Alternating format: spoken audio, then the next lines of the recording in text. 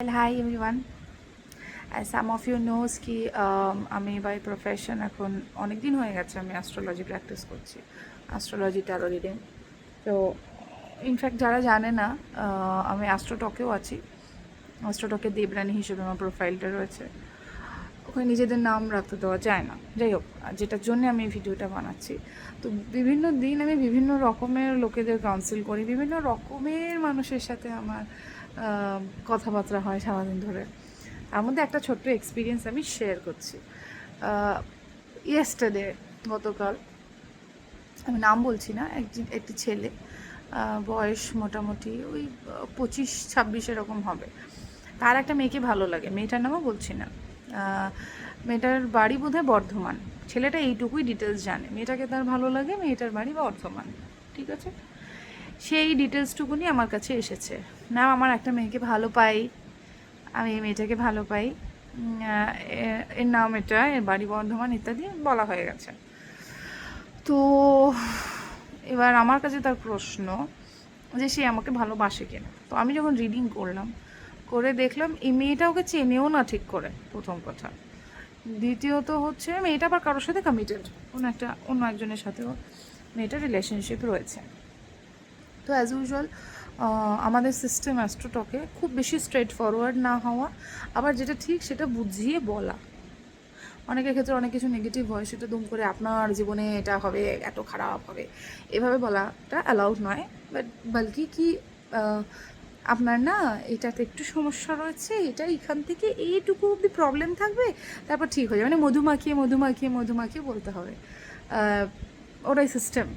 তো যাই হোক, এবার আমি বলেছি ছেলেটিকে যে দেখুন, এই মেয়েটার একটা কমিটমেন্ট রয়েছে একজনের সঙ্গে, আপনার সাথে এর কোনো সম্পর্কের জায়গা নেই।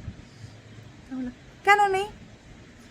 এবার তাকে আমি বোঝালাম যে যেটা নয়, বা ওর সাথে ওর চার্টের কোনো ইয়ে নেই, কোনো কার্মিক এফেক্ট নেই, ব্লা ব্লা ব্লা বোঝানো হলো। তখন আমাকে উনি বলছে, আচ্ছা মেয়েটা যার সাথে আছে তার নামটা কি বলুন তো। এবার বলছাও, আমি কিভাবে চার্ট দেখে নাম বলবো? কোনো অ্যাস্ট্রোলজির চার্ট দেখে তবে নাম বলা যায় না? আমি আমি কোনো বড় বিশাল সাধিকা থরি। আমি ওকে বোঝালাম যে দেখো, নামটা তো বলা সম্ভব নয়, বাট হ্যাঁ আমার কীরকম কী অ্যালফাবেটস দিয়ে নাম শুরু সেটা আমি খানিকটা বলতে পারি। কিছুটা আমি ওকে হেল্প করলাম, তাদের শান্ত হলো না। নাও ইজ আস্কিং মি ছেলেটার বয়স কত। কিছুক্ষণ পর, মেয়েটার বয়স কত? মেয়েটাকে তোর ভালো লাগে, তুই মেয়েটার বয়স জানিস না। তারপর আমাকে বলছে, আচ্ছা মেয়েটার বাড়ি কি বর্ধমান? মেয়েটা কিন্তু আমাকে বলেছে বর্ধমান, দেখুন তো মেয়েটার বাড়ি বর্ধমান কিনা। এদিকে মেয়েটার কোনো চার্ট নেই, কোনো কিছু নেই, চার্ট তো ছেড়ে দাও, মানে কী রে লেম কোয়েশ্চেন করছে না, বলার নয়। আমি একটা সময় পর ভাবছি আমি ওকে কি, মানে আমি কি ফার্দার কথা বলবো এর সাথে, না কি করব? তো যাই হোক, আলটিমেটলি ছেলেটাকে তো শেষ অবধি কিছু বোঝাতে তো পারছি না। ঠিক আছে, ও আমাকে এবার বলছে আমার মেয়েটাকে চাই, আমি কি করব এবার? এবার আমাদের অ্যাস্ট্রোটকে কোনো রকম ব্ল্যাক ম্যাজিকের কোনো সাজেশন দেওয়া যাবে না। ঠিক আছে, তাহলে আমার লাইসেন্সটাই কেটে দেবে, বার করে দেবে।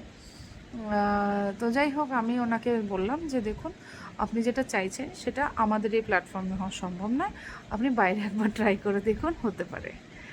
তা যাই হোক, তারপর চ্যাটটা কেটে গেল। তো কেন আমি এই গল্পটা বলছি, nothing serious in this story, but according to my experience over sessions, counselings, etc., আমি সকল পুরুষদেরকেই বলবো, মহিলাদেরকেও বলবো, বাট বেশিরভাগ পুরুষের ক্ষেত্রে এই সমস্যাটা ঘটে। আপনাদের কাউকে না কাউকে ভালো লেগে যায়, কিন্তু দেখা যায় যে তাকে ভালো লেগে কোনো লাভ নেই, কারণ তার অন্য কোথাও লাইফ আছে, তার অন্য কারোর সাথে একটা সুন্দর স্টেবল সংসার রয়েছে, বা ভালো বয়ফ্রেন্ড রয়েছে। আনটিল অ্যান্ড আনলেস সে আপনার কাছে ছেড়ে না আসতে চায়, কোনো রকম কোনো খারাপ উপায়ের মাধ্যমে তাকে কাছে আনা, এবং কাছে আনতে পারা যাচ্ছে না বলে তার ক্ষতি করে দেওয়া, এই মনোভাবটা থেকে বেরিয়ে আসাটা কিন্তু ভীষণ দরকার। ঠিক আছে, এবং এরকম মনোভাব ভেতরে থেকে থাকলে, ভেতরে রয়ে গেলে কিন্তু সেটা অ্যাঙ্গার, অ্যাংজাইটি, ইগো, অ্যাডিকশন, লাভ, মানে addiction towards any sort of bad thing, ভালো জিনিসের প্রতি অ্যাডিকশন তো হবে না। তো সেইটা কিন্তু আস্তে আস্তে ডাউনফলের দিকেই নিয়ে যায়।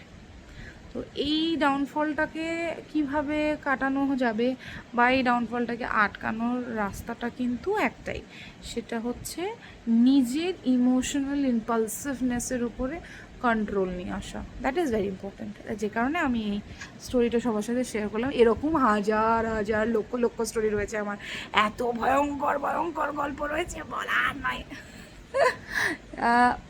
আরও আমি কিছু স্টোরি বলবো। If you guys like this one then আমাকে পার্সোনালিও মেসেজ করতে পারো বা কমেন্টও করতে পারো, আমি আরও কিছু গল্প বলবো, ভয়ঙ্কর ভয়ঙ্কর কিছু। বাই।